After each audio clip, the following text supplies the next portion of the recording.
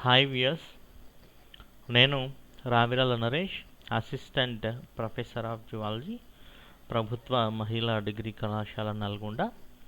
ఈరోజు మనము నాడీ ప్రచోదనం అనేటువంటి అంశంలో నాడీ కణం యొక్క నిర్మాణము, అదేవిధంగా నాడీ కణం యొక్క వివిధ రకాల గురించి పూర్తిగా చర్చిద్దాం. అయితే ముందుగా పరిచయాన్ని చూసినట్లయితే, నాడీ ప్రచోదనం యొక్క ఇంపార్టెన్స్ చూసినట్లయితే, ప్రాముఖ్యత చూసినట్లయితే, సాధారణంగా జీవులు అవకాశాలు, అపాయాలు రెండూ పొంచి ఉన్నటువంటి పరిసరాల్లో నివసిస్తూ ఉంటాయి. అంటే జీవులు నివసించేటువంటి ప్రదేశాలలో అవకాశాలు ఉంటాయి, ఆపర్చునిటీస్ ఉంటాయి, అపాయాలు కూడా ఉంటాయి. కాబట్టి జంతువులు ఆ పరిసరంలో విజయవంతంగా వాటి జీవితాన్ని కొనసాగించాలి అంటే, విజయవంతంగా అవి కొనసాగబడాలి అంటే, అవి ఉన్న అవకాశాలను సద్వినియోగపరచుకొని అపాయాల నుంచి తప్పించుకోవాలి. అంటే అవకాశాలను వాడుకుంటూ ఎదుర్కొనేటువంటి అపాయాలను తప్పించుకోవాలి. అంటే జంతువులు ఆహార లభ్యత, అదేవిధంగా నివాసాలను ఏర్పరచుకోవాలి. ఉదాహరణకు చూసినట్లయితే, పరభక్షకులు తమ భక్షకాలను వెతుక్కోవాలి. అదేవిధంగా పరాన్నజీవులు తమ అతిథేయులను వెతుక్కోవాలి. ఇట్లా అవకాశాలను ఏ ఏ పరభక్షకాలైతే, పరాన్నజీవులైతే సద్వినియోగపరచుకుంటాయో అవి మాత్రమే ఆ వాతావరణంలో సజీవంగా తమ జీవితాన్ని కొనసాగిస్తాయి. అదేవిధంగా జంతువులు విజయవంతంగా తమ సంతతిని పెంపొందించుకోవడానికి లైంగిక భాగస్వామ్యులను కూడా వెతుక్కోవాలి. సో ఇప్పుడు చెప్పిందంతా కూడా అంటే ఆహార లభ్యతను జరుపుకోవడం కానీ, ఆహారాన్ని సేకరించడం కానీ, అదేవిధంగా నివాసాన్ని ఏర్పరచుకోవడం కానీ, అదేవిధంగా రక్షించబడడం కానీ, అదేవిధంగా లైంగిక భాగస్వామిని వెతుక్కోవడం కానీ, ఇవన్నిటి కోసం జంతువులు పరిసరాలలోని సంకేతాలను గుర్తించి వాటిని గ్రాహకాల ద్వారా గుర్తిస్తాయి. వాటిని దేహమంతా నాడుల ద్వారా పంపి తద్వారా అనుగుణమైనటువంటి అనుక్రియలను చైతన్యపరిచి విజయవంతమైనటువంటి జీవనం గడిపే సామర్థ్యం మీద ఆధారపడుతుంది. అంటే వాతావరణంలో జరిగేటువంటి మార్పులను ఈ జంతువులు సంకేతాల రూపంలో గ్రహిస్తాయి, గుర్తిస్తాయి. ఆ తర్వాత ఆ సంకేతాలను దేహమంతా పంపి వాటికి తగ్గ అనుక్రియలను చేయడం మీద వాటి విజయవంతమైనటువంటి జీవితం ఆధారపడి ఉంటుంది. అంటే వీటి మధ్య ఇదంతా ప్రాసెస్ జరగాలి. ఇవన్నీ జరగాలి అంటే ఆహార సేకరణ జరగాలన్నా, అదేవిధంగా నివాసాన్ని ఏర్పరచుకోవాలన్నా, అదేవిధంగా లైంగిక భాగస్వామిని వెతుక్కోవాలన్నా కానీ వాతావరణంలోని సంకేతాలను గుర్తించి వాటికి తగ్గ అనుక్రియలను, విజయవంతమైన అనుక్రియలను పొందేటువంటి లక్షణం మీదనే ఆధారపడి ఉంటుంది, సామర్థ్యం మీదనే ఆధారపడి ఉంటుంది. ఇలా జంతువులు పరిసరాలలోని సంకేతాలను గ్రాహకాల ద్వారా గుర్తిస్తాయి. మన చర్మంలో లేదా జంతువుల చర్మంలో అనేక రకాల గ్రాహకాలు ఉంటాయి. ఉదాహరణకి కాంతిని గ్రహించే కాంతి గ్రాహకాలు, శబ్దాలను గ్రహించే శబ్ద గ్రాహకాలు, రసాయనాలను గుర్తించే రసాయన గ్రాహకాలు, అట్లనే ఉష్ణాన్ని గుర్తించే ఉష్ణ గ్రాహకాలు, పీడన గ్రాహకాలు. ఇట్లా ఒక్కొక్క విధిని నిర్వర్తించడం కోసం మన చర్మంలో విభిన్న రకాల గ్రాహకాలు ఉంటాయి.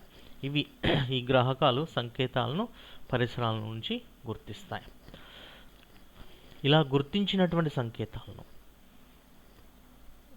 సశక్త కణజాలం అంటే నాడీ కణజాలంలోని నెట్వర్క్లో ఉన్నటువంటి ప్రత్యేకత పొందినటువంటి కణాలైన న్యూరాన్ల ద్వారా దేహమంతా అభివహనం చెందిస్తాయి. అంటే బయటి వాతావరణంలో గుర్తించినటువంటి సంకేతాలని నాడీ కణజాలం ఒక సంక్లిష్టమైనటువంటి కణజాలం. ఎందుకంటే అది ప్రత్యేకంగా రూపొందినటువంటి, అంటే మన దేహంలో ఏ కణం కూడా నాడీ కణంలాగా ఉండదు. అట్లా అంత ప్రత్యేకంగా మార్పు చెందినటువంటి కణాలు ఇవి. అంటే మన దేహంలో ఉండే ప్రతి కణానికి ఇంకో కణానికి మధ్య దాదాపు కొంత పోలిక ఉంటుంది, కానీ నాడీ కణం పూర్తి విభిన్నంగా ఉంటుంది. దీని పూర్తి విధి నాడీ ప్రచోదన ప్రసారమే. కాబట్టి గొప్పగా ప్రత్యేకత పొందిన కణాలు ఇవి న్యూరాన్లు. వీటి ద్వారా ఈ సమాచారం, గ్రాహకాలు సేకరించిన సమాచారం దేహమంతా అభివహనం చెందుతుంది.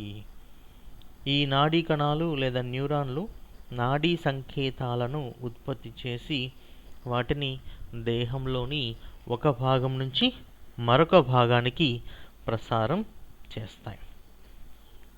ఇలా నాడీ కణాలు దేహంలో మొత్తానికి సంకేతాలను ప్రసారం చేయడంలో తోడ్పడతాయి.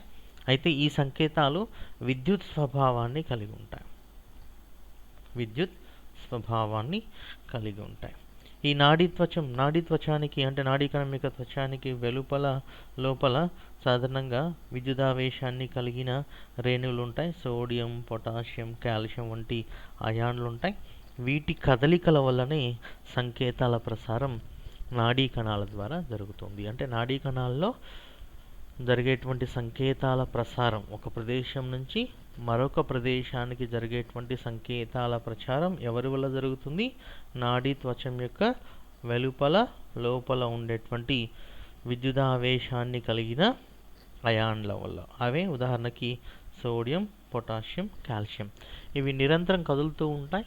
వీటి కదలికల వల్లనే సంకేతాలు కూడా ప్రసారం చెందుతూ ఉంటాయి. సో ఇలాంటి నాడీ సశక్త కణజాలాలు సరళమైనటువంటి నాడీ కణజాలం నుంచి సంక్లిష్టమైనటువంటి నాడీ వ్యవస్థగా రూపొంది. అంటే సిలిండ్రిటా జీవుల్లో నాడీ కణాలు జస్ట్ ఒక నెట్ని ఏర్పరుస్తాయి.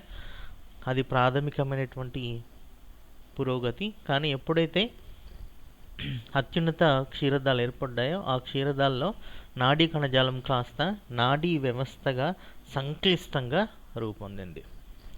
ఎందుకు దీన్ని సంక్లిష్టంగా అంటున్నామంటే, ఉదాహరణకి మానవుడి యొక్క మెదడు చూసినట్లయితే మానవుడి మెదడులో సుమారు 100 బిలియన్ల నాడీ కణాలు ఉంటాయి. అంటే 10⁻11 నాడీ కణాలు ఉంటాయి. అదేవిధంగా ప్రతి న్యూరాన్ కొన్ని వేల ఇతర న్యూరాన్లతో సంబంధాన్ని కలిగి సమాచారాన్ని పంచుకుంటుంది.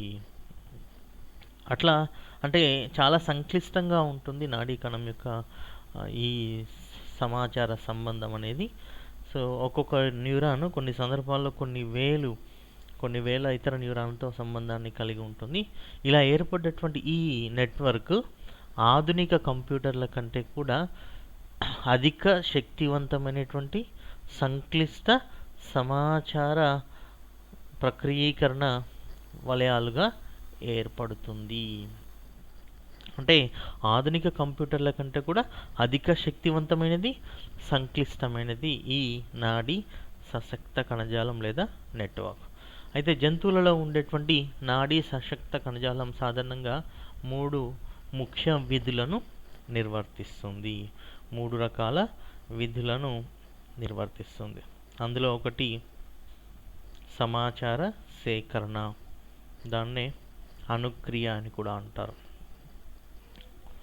లేదా గుర్తించడం అని అంటారు. రెండవది సమాకలనం, ఇంటిగ్రేషన్. మూడవది అనుక్రియ.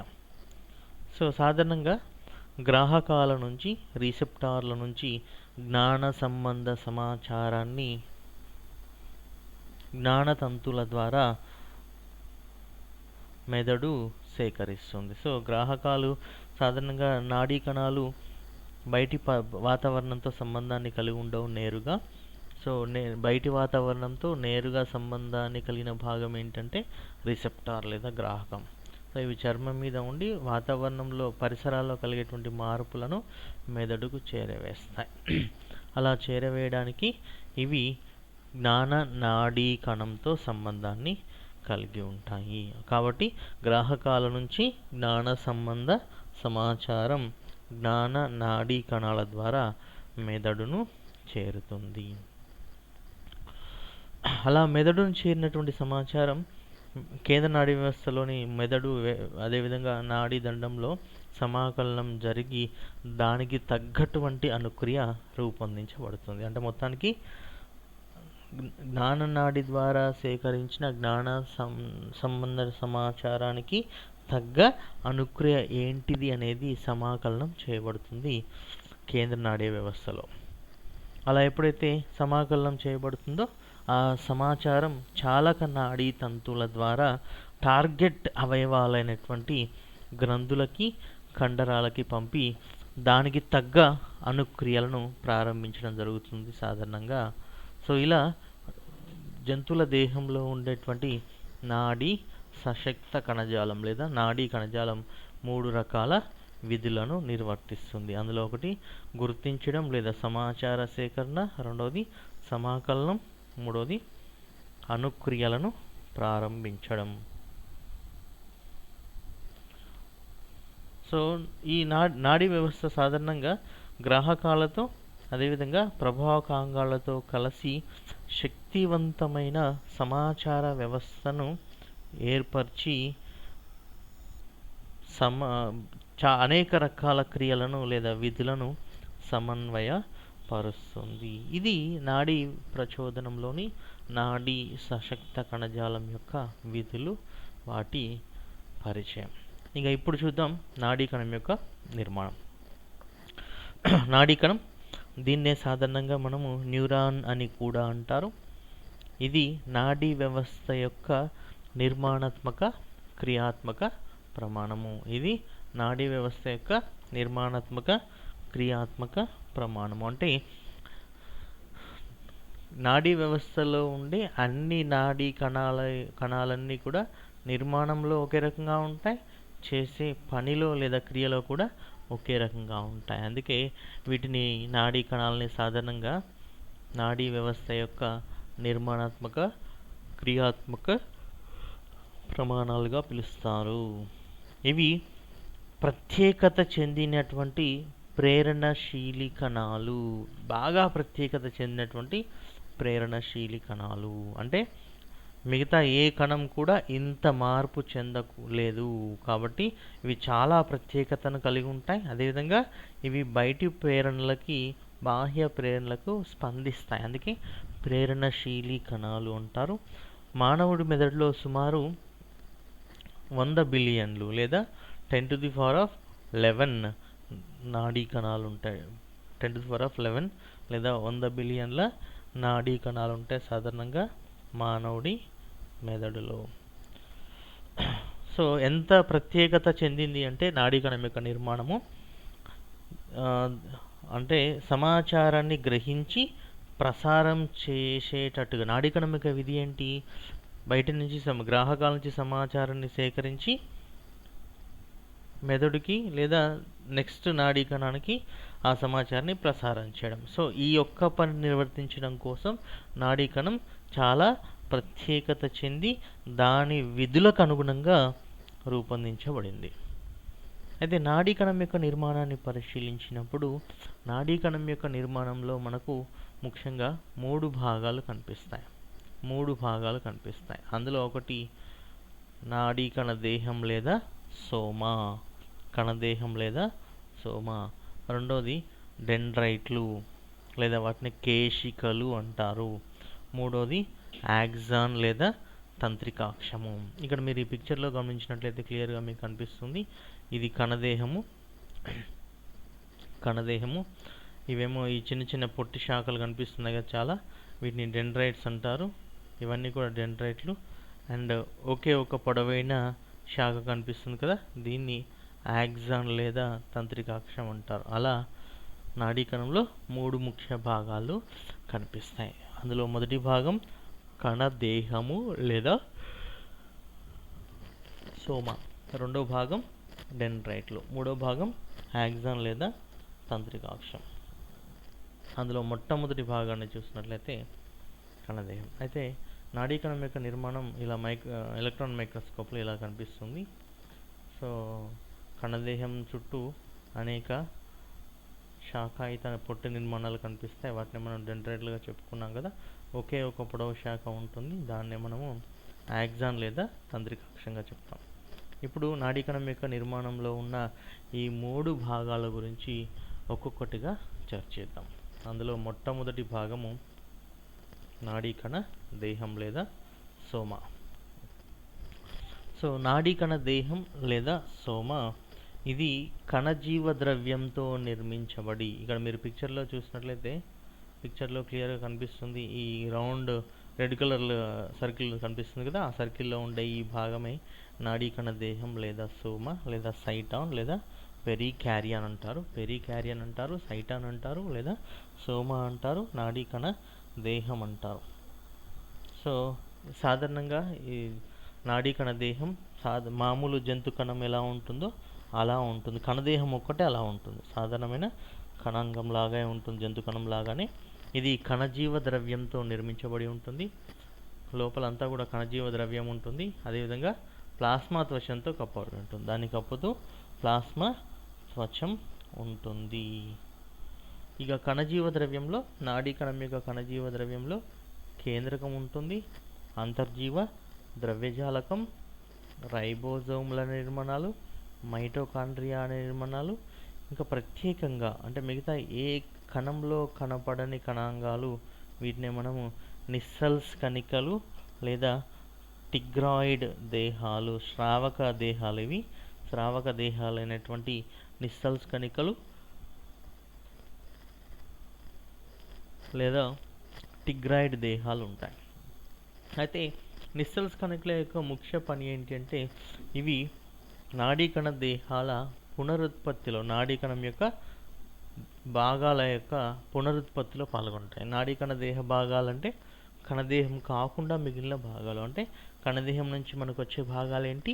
రెండు. ఒకటి యాక్సాను, రెండు డెండ్రైట్. కాబట్టి యాక్సాను, డెండ్రైట్ల యొక్క పునరుత్పత్తిలో పాల్గొంటాయి. అంటే ఏదైనా ప్రమాదం వల్ల నాడీ కణంలోని యాక్సాన్ కానీ డెండ్రైట్ కానీ డ్యామేజ్ అయినప్పుడు దాని స్థానంలో కొత్త డెండ్రైట్ని కానీ కొత్త యాక్సాన్ని కానీ తయారు చేస్తుంది. అంతేగాని పూర్తి నాడీ కణం తయారు కాదు. కాబట్టి నాడీ కణానికి పునరుత్పత్తి శక్తి చాలా తక్కువగా ఉంటుంది.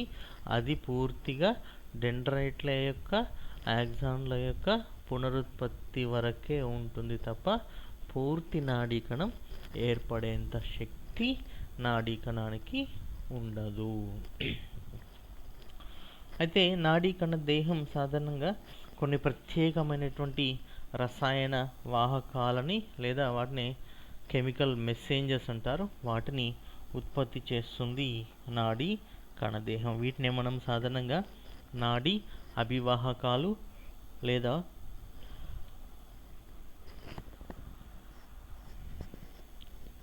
న్యూరో ట్రాన్స్మిటర్స్ అంటారు. ఈ నాడీ అభివాహకాలు నాడీ సమాచారాన్ని ఒక నాడీ కణం నుంచి ఇంకో నాడీ కణానికి ప్రసారం చేయడానికి తోడ్పడతాయి. అంటే నాడీ కణాలు మధ్యలో ఒక చిన్న గ్యాప్ ద్వారా వేరు చేయబడి ఉంటాయి, ఒక క్రియాత్మక ఖాళీ ప్రదేశం ద్వారా. ఆ క్రియాత్మక ఖాళీ ప్రదేశాన్ని మనం సాధారణంగా నాడీ కణ సంధి లేదా సినాప్స్ అంటారు. ఇలా ఈ సినాప్స్ గుండా పూర్వ నాడీ కణం నుంచి సమాచారం పరనాడీ కణానికి ఈ సినాప్స్లోని రసాయనాల ద్వారా జరుగుతుంది. అందుకే వాటిని రసాయన వాహకాలుగా లేదా కెమికల్ మెసేంజర్స్గా చెప్తారు. అయితే నాడీ కణ దేహం సాధారణంగా రెండు రకాల కీలితాలు లేదా శాఖలని వెలుపలికి విడుదల చేస్తుంది. రెండు రకాల కీలితాలని, వాటిని డెండ్రైట్లోని రెండో దాన్ని డెండ్రైట్లు లేదా కేశికలని, రెండో దాన్ని యాక్సాన్ లేదా తంత్రికాక్షం అని అంటారు. యాక్సాన్ లేదా తంత్రికాక్షం. డెండ్రైట్లేమో పొట్టిగా ఉండి అనేకం ఉంటే, శాఖయుతంగా ఉంటే, అదే యాక్సాను ఒకటే ఒకటి ఉంటుంది, పొడవుగా ఉంటుంది, చాలా అరుదుగా శాఖయుతంగా, సాధారణంగా శాఖారహితంగా ఉంటుంది యాక్సాన్ లేదా తంత్రికాక్షం. ఇక నాడీ కణంలో రెండవ భాగం డెండ్రైట్లు. సో డెండ్రైట్లు సాధారణంగా నాడీ కణ దేహం నుంచి ఏర్పడతాయి. ఇవి అనేక సంఖ్యలో ఉంటాయి. అంటే వీటి సంఖ్య యాక్సాన్ కంటే చాలా ఎక్కువగా ఉంటుంది. అదేవిధంగా పొట్టిగా కూడా ఉంటాయి. యాక్సాన్తో పోల్చుకుంటే, అంటే తంత్రికాక్షంతో పోల్చుకుంటే పొట్టిగా ఉంటాయి, అనేకం ఉంటాయి, శాఖాయుతంగా ఉండి నాడీ కణానికి వృక్షాకృతిని ఇస్తాయి అన్నట్టు. అంటే ఇవి చూడడానికి, ఈ శాఖలు ఉండడం వల్ల ఇవి చూడడానికి ఒక వృక్షం లాగా ఉంటుంది నాడీ కణం అందుకే దీన్ని మనం సాధారణంగా డెండ్రాన్ అనే పదం ఎందుకు వచ్చిందంటే, డెండ్రాన్ అనే పదం సాధారణంగా గ్రీకు పదం నుంచి వచ్చింది. దాని అర్థము వృక్షము. అంటే నాడీ కణం దేహం నుంచి వెలువడే ఈ పొట్టి శాఖాయుత శాఖలు నాడీ కణానికి వృక్షాకృతిని ఇస్తాయి. అయితే ఈ డెండ్రైట్లు సాధారణంగా ఇతర న్యూరాన్ల నుంచి సమాచారాన్ని సేకరించి కణదేహానికి అందిస్తాయి. సో సమాచారం ఎప్పుడు కూడా వీటి నుంచి డెండ్రైట్ల నుంచి కణదేహానికి వస్తుంది. కాబట్టి సమాచారాన్ని సేకరించడానికి తోడ్పడతాయి. ఇతర నాడీ కణాల నుంచి కానీ గ్రాహకాల నుంచి కానీ సమాచారాన్ని సేకరించి కణదేహానికి అందిస్తాయి. అది డెండ్రైట్లు. ఇక మూడవ అంశం నాడీ కణంలో యాక్సాన్ లేదా తంత్రికాక్షము. యాక్సాన్, సో ఇది నాడీ కణంలో పొడవైనటువంటి కీలితము. చాలా పొడవుగా ఉంటుంది. ఇది నాడీ సంకేతాలను సాధారణంగా ప్రభావకాంగాలైనటువంటి నాడీ కణాలకు లేదా ప్రభావకాంగాలైనటువంటి కండరాలకి, అదేవిధంగా గ్రంథులకు ప్రసారం చేస్తుంది. ఇది కొన్ని కణాలలో కొన్ని భాగాలలో చాలా పొడవుగా ఉంటుంది. ఉదాహరణకు చూసినట్లయితే ఆసన నాడి అంటారు. అది కశేరు నాడీ దండ ప్రభాగం నుంచి పాదాల వరకు విస్తరించి ఉంటుంది. సో దీంట్లో అట్లా చూస్తే 1 మీటర్ పొడవు ఉన్న యాక్సాన్లు కూడా ఉంటాయి. అదే జిరాఫీలో చూసినట్లయితే ఒక నాడీ కణం కొన్ని సందర్భాల్లో చర్మాంగం యొక్క చివరి వరకు కూడా ఉండడం వల్ల అది 9 అడుగుల పొడవు వరకు కూడా వ్యాపిస్తుంది. సో ఇలా యాక్సాన్లు జంతు దేహంలో సంకేతాలను ఒక ప్రాంతం నుంచి ఇంకో ప్రాంతానికి, ముఖ్యంగా దూర ప్రాంతాలకు ప్రసారం చేయడానికి విశిష్టత పొందాయి. అయితే మెదడులో ఉండేటువంటి కొన్ని చిన్న న్యూరాన్లలో యాక్సాన్లు ఉండవు. ఎందుకంటే అవి నాడీ సంకేతాలను దగ్గరి ప్రాంతాలకు మాత్రమే ప్రసారం చేస్తాయి. కాబట్టి వాటిలో యాక్సాన్లు లోపించి పూర్తిగా డెండ్రైట్లే ఉంటాయి. అయితే నాడీ కణం యొక్క యాక్సాన్ సాధారణంగా ఒక ప్రత్యేక ప్రదేశం నుంచి ఏర్పడుతుంది. నాడీ కణ దేహంలో ఆ ప్రత్యేక ప్రదేశాన్ని మనము తంత్రికాక్ష మిట్ట అంటారు. సో తంత్రికాక్ష మిట్ట అనే ఈ ప్రత్యేక ప్రదేశం నుంచి సాధారణంగా యాక్సాన్ ఏర్పడుతుంది. ఇది శంకు ఆకారంలో ఉంటుంది. దాన్ని మనం యాక్సాన్ మిట్ట లేదా యాక్సాన్ హిల్లాక్ అంటారు.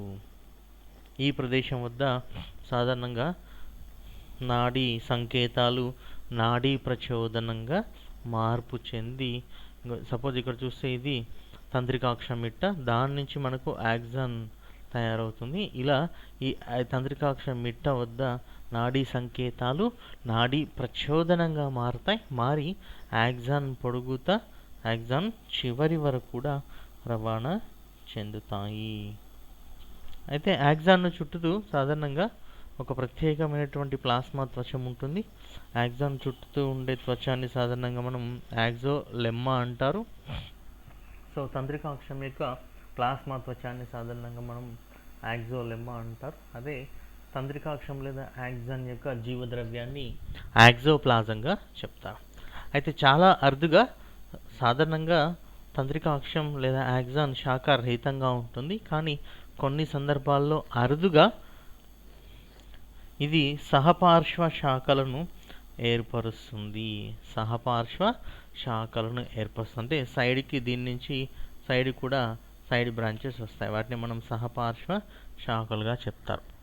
అయితే యాక్సాన్ చుట్టూ ప్రత్యేకమైనటువంటి మయలిన్ అనేటువంటి పదార్థంతో ఏర్పడ్డ తొడుగు ఉంటుంది. మయలిన్ అనేటువంటి ఒక ఆవాహన ఆచ్ఛాదంతో ఏర్పడేటువంటి తొడుగు ఉంటుంది. ఈ ఆచ్ఛాదం సాధారణంగా యాక్సాన్ చుట్టూరా ఉంటుంది. ఈ ఆచ్ఛాదనం మయలిన్ చేత ఏర్పడ్డ ఆచ్ఛాదనాన్ని కలిగిన నాడీ కణాలని సాధారణంగా మయలిన్ సహిత నాడీ కణాలు లేదా మెడ్యులేటెడ్ నాడీ కణాలుగా చెప్పడం జరుగుతుంది. అయితే మైలిన్ ఆచ్ఛాదం అనేది కంటిన్యూస్గా ఉండదు, అక్కడక్కడ అంతరాయాలను కలిగి ఉంటుంది. ఇక్కడ మీరు పిక్చర్లో చూసినట్లయితే క్లియర్ కనిపిస్తుంది.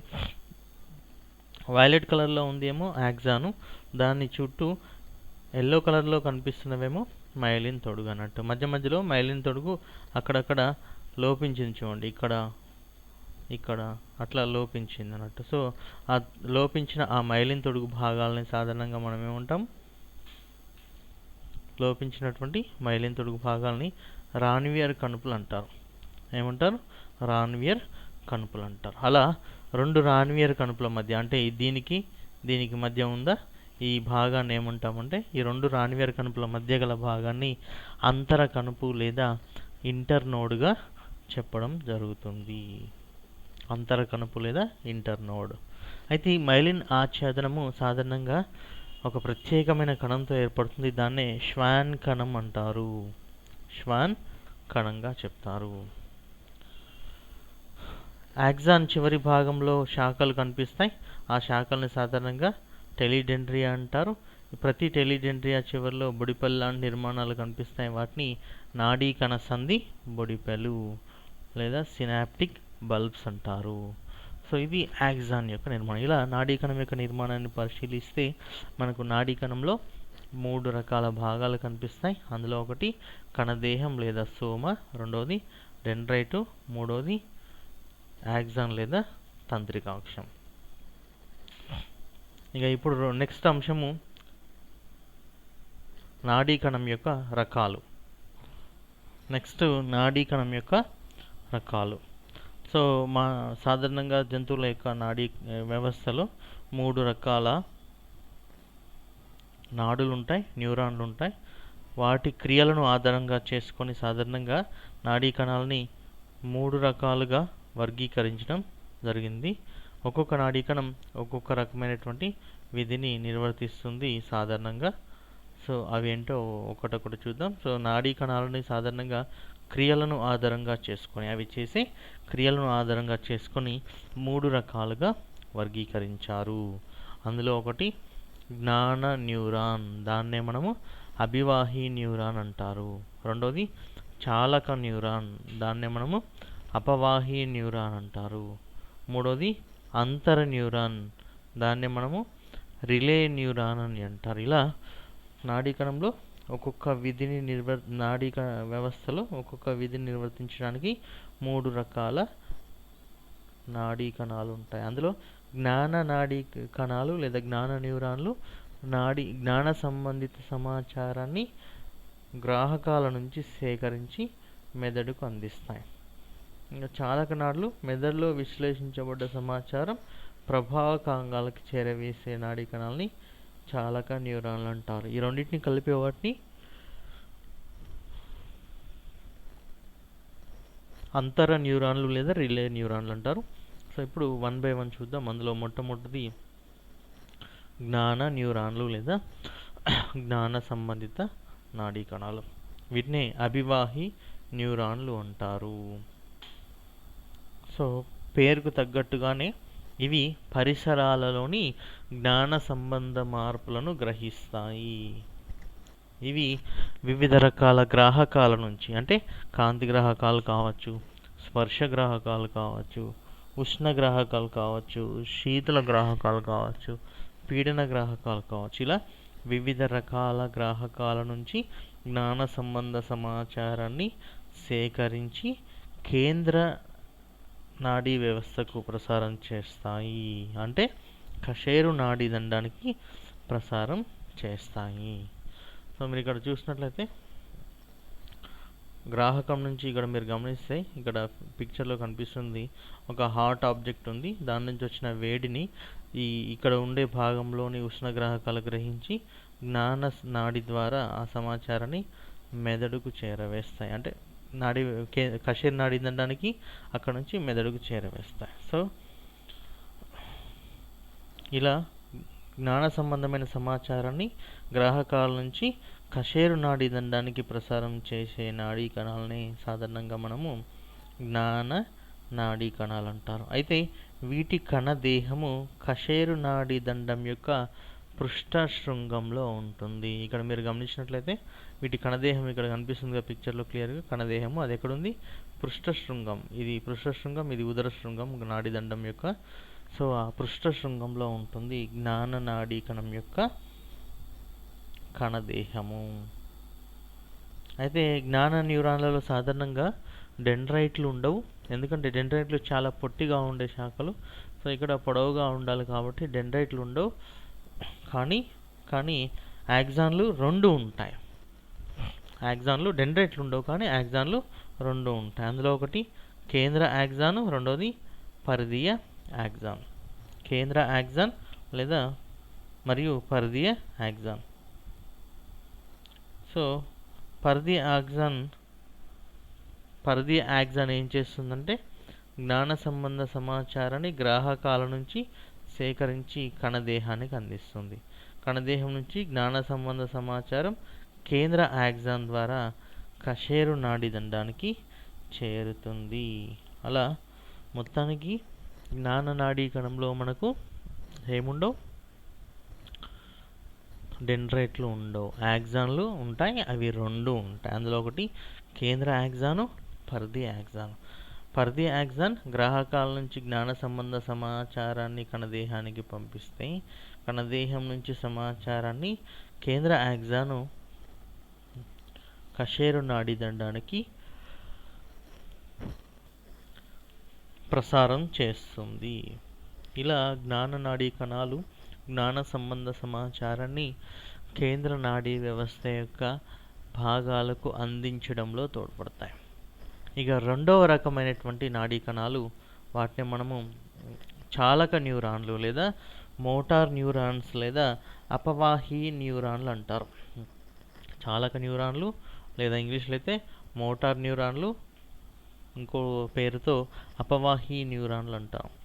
సో ఇవి చాలక సంబంధమైనటువంటి సమాచారాన్ని మెదడు నుంచి ప్రభావకాంగాలైనటువంటి, ఎక్కడి నుంచి, మెదడు నుంచి.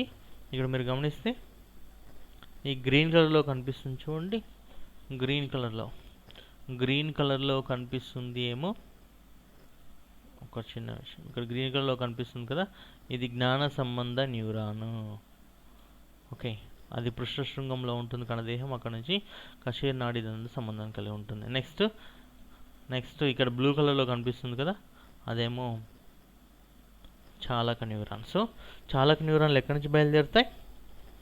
చాలక న్యూరాన్లు చాలక సంకేతాలను లేదా చాలక సంబంధమైనటువంటి సమాచారాన్ని మెదడు నుంచి ప్రభావక అంగాలైనటువంటి కండరాలు, గ్రంథులకు ప్రసారం చేస్తాయి.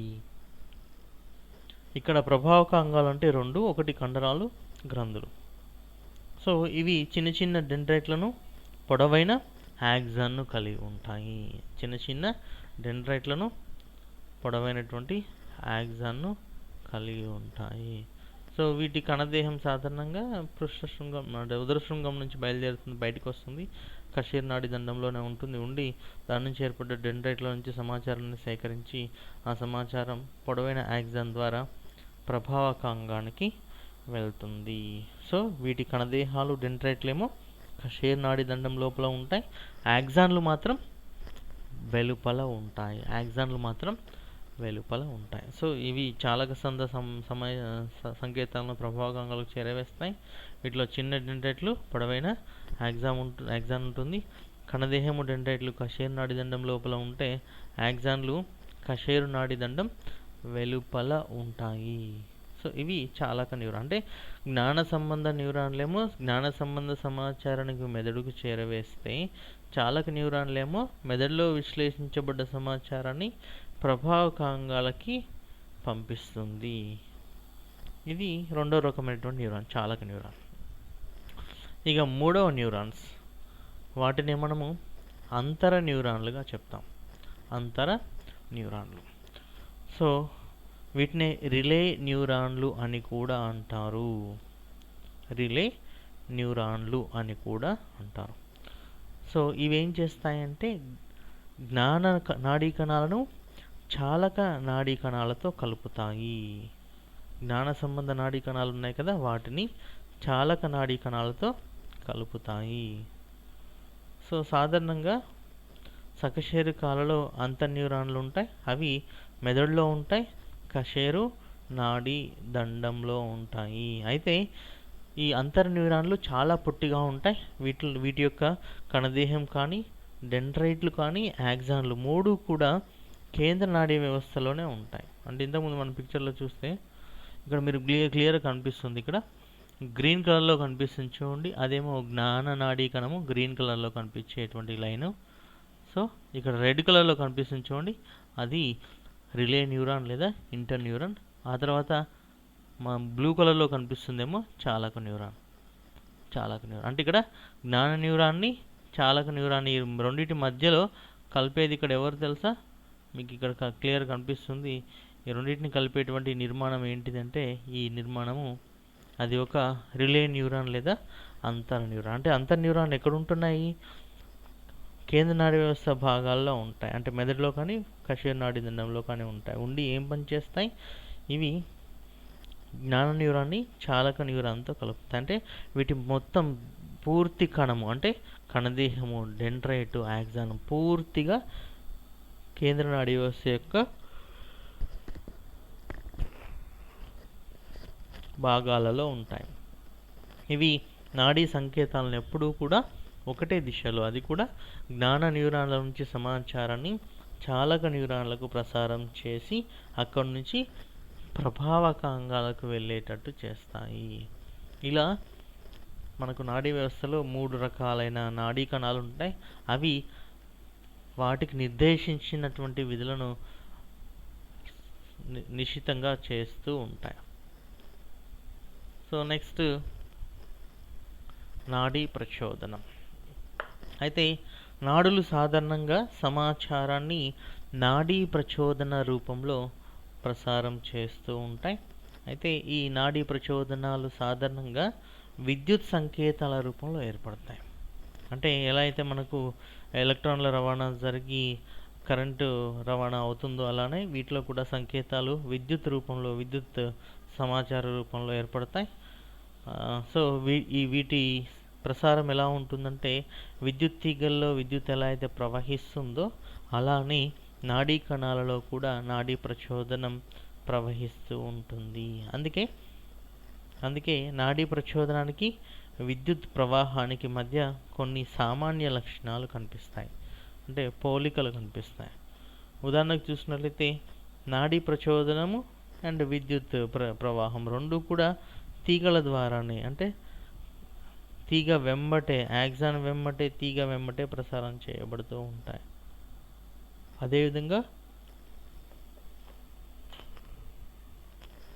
ఇలా నాడీ కణాలు నాడీ ప్రచోదనాన్ని ప్రసారం చేసే సమయంలో వాటి యొక్క వాటిలో ఎలాంటి భౌతిక మార్పు కనిపించదు. అంటే ప్రసారం జరిగేటప్పుడు, ప్రసారం జరిగిన తర్వాత కూడా, జరగకముందు కూడా ఎట్టి పరిస్థితుల్లో కూడా వాటిలో ఎలాంటి భౌతిక మార్పు ఉండదు. సో విద్యుత్ ప్రవాహం, నాడీ ప్రచోదనం రెండూ కంటికి కనపడవు, కానీ వాటిని గుర్తించగలము, రికార్డ్ చేయగలము. ఎందుకంటే విద్యుత్ని మనం సాధారణంగా టెస్టర్ అనేటువంటి ఒక చిన్న పరికరంతో మనం గుర్తిస్తాం కదా, అట్లనే నాడీ ప్రచోదనం కూడా ఎలక్ట్రోడ్ల సహాయంతో గుర్తించవచ్చు. సో విద్యుత్ లేదా కరెంటు చేసే పనులను మనం ఎలా చూడగలము అంటే, బల్బు స్విచ్ వేస్తే బల్బ్ వెలగడం, ఫ్యాన్ స్విచ్ వేస్తే ఫ్యాన్ తిరగడం, యంత్రపు స్విచ్ వేస్తే యంత్రం పనిచేయడం. సో ఇవన్నీ కూడా మనము, అంటే విద్యుత్ శక్తి వల్ల జరిగేటువంటి పనులన్నీ కూడా మనము చూడగలుగుతున్నాం. అదేవిధంగా నాడీ ప్రచోదనం చేసే పనులను కూడా మనము చూడగలం. ఎందుకంటే నాడీ ప్రచోదనంలో సమాచారం ప్రభావకాంగాలకు వెళ్ళగానే అవి వాటి విధులను నిర్వర్తిస్తాయి. సో అలా మనం నాడీ ప్రచోదనం చేసే పనులను కూడా మనము కండర సంకోచము, గ్రంథి స్రావకం లాంటి చర్యల రూపంలో మనం గమనించడానికి వీలవుతుంది. అదేవిధంగా విద్యుత్ ప్రవాహం జరగాలన్న నాడీ ప్రచోదనం రెండింటికి కూడా ఒక ఫోర్స్ కావాలి. ఫోర్స్ రూపంలో ఒక ప్రారంభం కావాల్సి ఉంటుంది, ఫోర్స్ రూపంలో కావాల్సి ఉంటుంది. సో ఈ నాడీ ప్రచోదనంలో మనకు 3 దశలు కనిపిస్తాయి. అందులో ఒకటి ధ్రువిత విరామ శక్మము, రెండవది క్రియాశక్మము, మూడవది తిరిగి ధ్రువిత విరామ స్థితి శక్మాన్ని, విరామ శక్మాన్ని నెలకొల్పడము, యథాస్థితిని నెలకొల్పడం. ఇలా ఈ 3 దశలు కనిపిస్తాయి మనకు సాధారణంగా నాడీ ప్రచోదనంలో. నెక్స్ట్ తదుపరి క్లాస్లో మనము నాడీ ప్రచోదనం ఎలా ప్రసారం చెందుతుంది అనే అంశం గురించి చర్చిద్దాం. అంతవరకు సెలవు. Thank you.